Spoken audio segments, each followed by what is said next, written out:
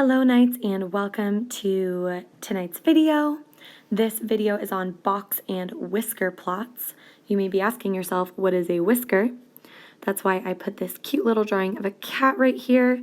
These things coming off of its face are called whiskers, and that will make a lot of sense when we start looking at those plots later on. First thing we want to do is fill in that 5-number summary for the data below. After Friday, we should be really comfortable and familiar with filling in this summary. The first one I want to start with, always easiest first, is our minimum. I'm going to check, yep, this data set is already in order from least to greatest, so I don't have to do that work. So I can start at our end right here and find our minimum, which is 10. I can find my maximum also easily, which is 27. The next easiest thing to find is probably our second quartile, which, if we remember, is the same as our median. Our second quartile and our median are the same thing. So I'm going to use my hands, or you can cross them off one at a time to figure out the thing that is in the middle. I cover up 10 and 27, 12, 21, 14, 20, 17, 19. Wonderful. Leaves one number nice and easy for me in the middle, which is 18. Then I'm going to find my first quartile. I'm going to do that by looking at everything smaller than my median and finding the middle of that. I'm going to cover up 10 and 17, 12 and 14. I have 2 numbers left in the middle, so I need to figure out what is between those 2 numbers. Intuitively, you may already know that the thing halfway between 12 and 14 is 13. Or you may want to do the math to check. We add up those 2 numbers that we have left in the middle. We get 26.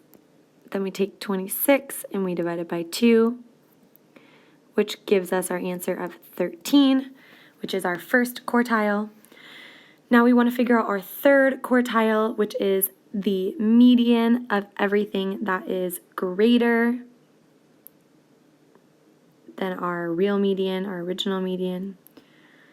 A bunch of things just disappeared. I'm not sure why. Maybe it'll come back. I suppose we'll find out. There it is. All right. So then we want to figure out everything that is bigger than our real median, what the median of those things are. So we're going to look, cover up 19, 27, 20, 21. Our new median's got to be somewhere in there, our third quartile. I may not intuitively know what's in the middle of 20 and 21, so I can always average those together to figure out what's there. 20 plus 21 gives me 41. Then I can take 41 and divide it by 2, which should result in 20 and a half. So my third quartile is 20 and 1/2. So now, instead of showing you a box and whisker plot right off the bat, I want to create one with you because I think that is the easiest way to understand it. And to create my box and whisker plot, I want to go ahead and start with my median, my second quartile. So I'm going to find on the number line where that median is going to be. 15, 16, 17, 18. My median is going to be right about here. And I'm going to go ahead and draw some dashed lines up so I can get a good visual of where on that number line my median is. My median tells me that everything to the left of 18, that's half of our data set, is smaller. Everything to the right of 18 is half of our data set, which is everything bigger. The next thing I want to go ahead and look for is my first quartile. So I'm going to go ahead and look for my first quartile here. I'm going to count down from 15, 14, 13. My first quartile should be right about here. It's a little sideways, but you get the point. Then I want to locate where is my third quartile going to be. My third quartile is at 20 and a half. So that's going to be probably right about here. I'm going to draw a dashed line up so we can sort of see where all that is. Now that I have my first, second, and third quartile, To create my plot, I can draw a box. This is the box part of my box and whisker plot, ranging across all of those quartiles. Then I want to draw another solid line where my median is. So now everything between my first quartile and my median is represented right here. That's 25% of my data. And everything between my median and my third quartile is represented right here, also 25% of my data. So altogether, this is representing 50% of my data, with this part being 25% of that, and this part also being 25% of that. I have 2 more numbers in my 5-number summary that I need to add. The first I'm going to add is my minimum, so I'm going to go down to 10, also draw that dashed line up.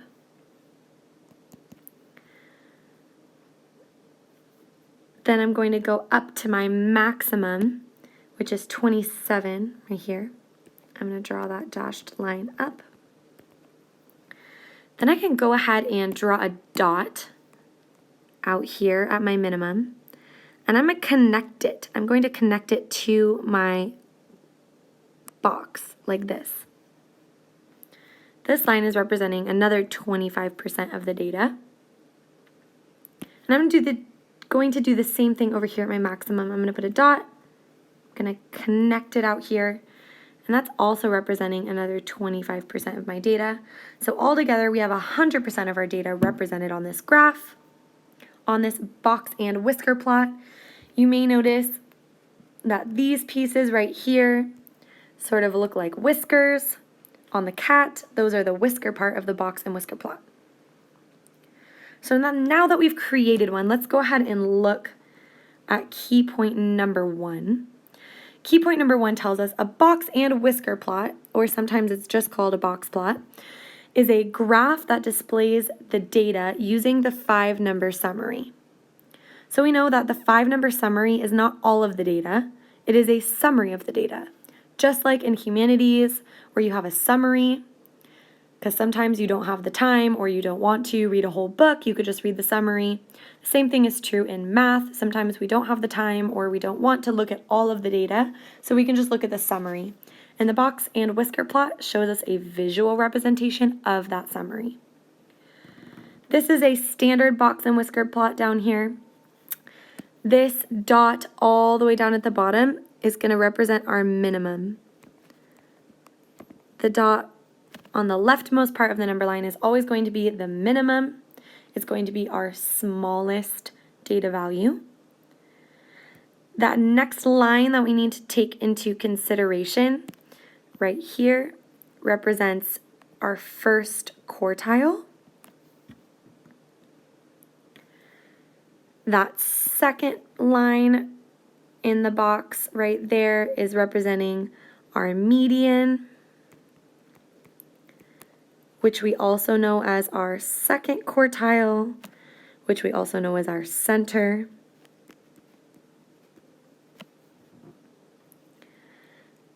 That third line represents our third quartile.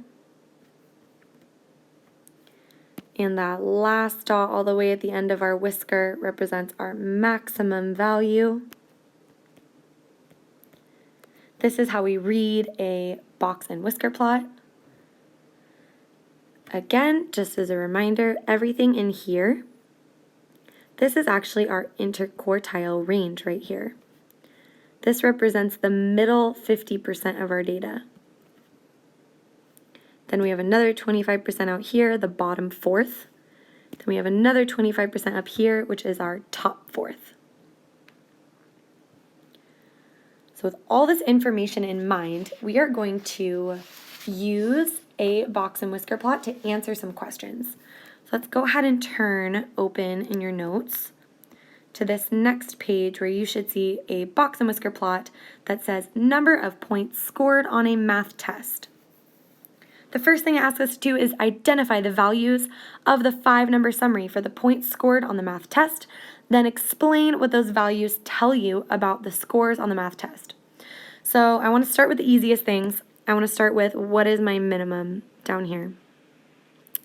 I'm going to trace that on down to my number line. It looks like my minimum is going to be about 15. Now I need to explain, what does this value tell me? This minimum value of 15 tells me that the lowest test grade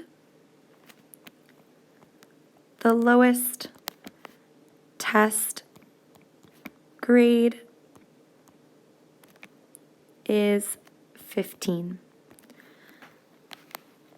The next easiest thing, I think, for me to find is the maximum up here. I'm going to trace it down to the number line. My maximum is 90.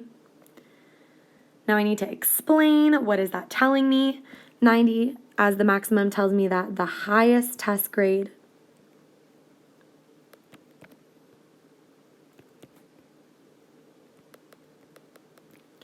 is 90.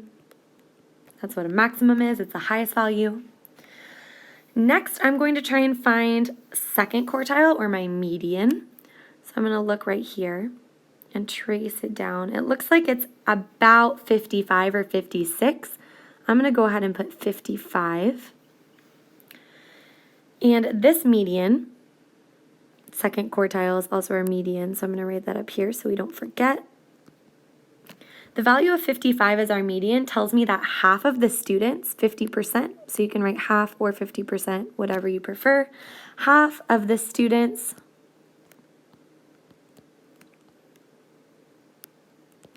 scored below 55. Below 55, and half scored above 55.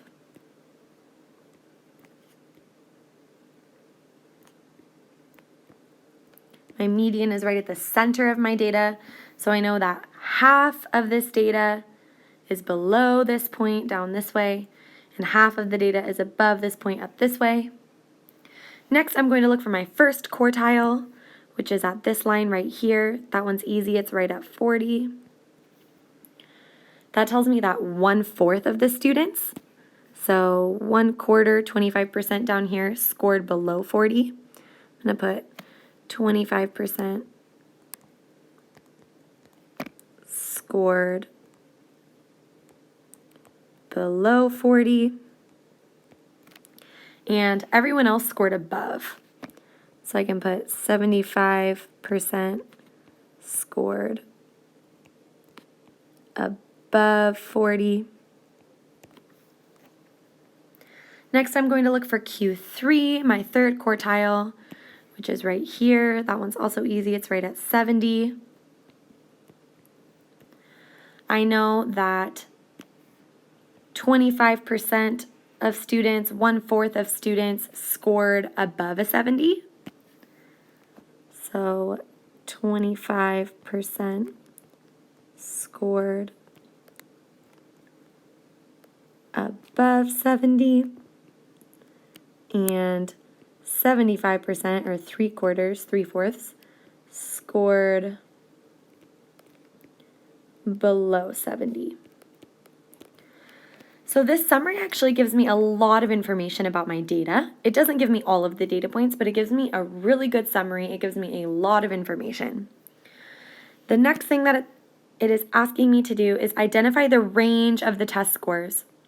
So it wants to know this full range from the minimum all the way to the maximum. What is this full range of test scores? I know that my maximum test score is 90. And my minimum test score is 15. I can find the distance between those pretty easily. The distance between those is 75. So that is my range. The next thing it wants me to find is the interquartile range for the test scores. Then it wants me to explain what that is. The interquartile range is the box. So everything in this box is in our interquartile range. I can find it mathematically by finding the distance between my third quartile, which is 70, and my first quartile, which is 40. The distance between those is 30, so that's my interquartile range. I'm going to explain what that represents. That means that the whole middle of my data, so the middle 50% of students,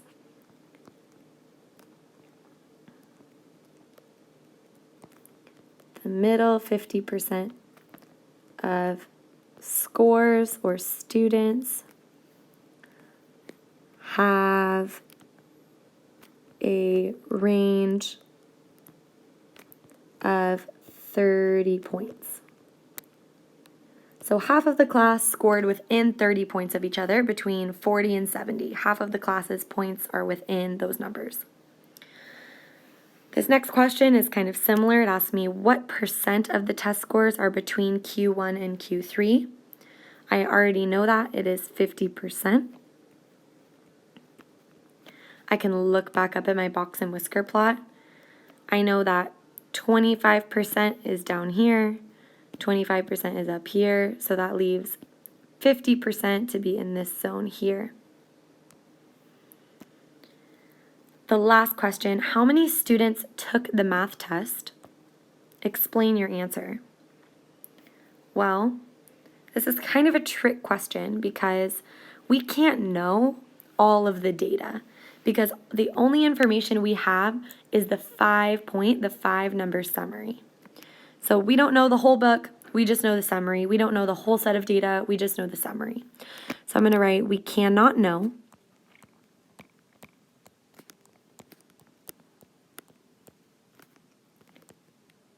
the exact number.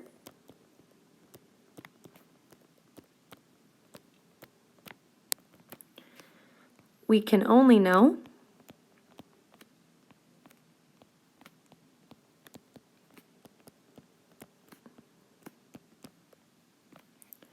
the 5-point summary of the data, or the 5-number summary.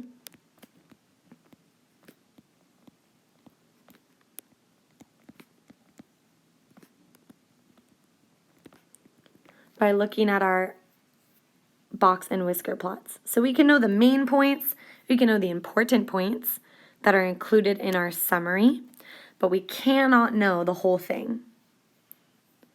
This concludes our video, the guided portion of our video. You can go ahead and take a look at the other side of this paper, which looks very similar, but instead of talking about points on a math test, you are looking at hours spent on the internet. You are on the internet right now, and you are going to complete this whole side of the page just the same way that we completed the left. You're going to complete the right. So this whole page here is your homework. Be careful because some of the questions are different. For example, this question is different, this question is different. So make sure that you're not just putting the same answers because the numbers are different, the questions are different. You're going to complete this whole side for homework. I'm going to circle, you're going to do F, G, H, I, and J, and I will see you on Monday. Have a lovely 3-day weekend nights.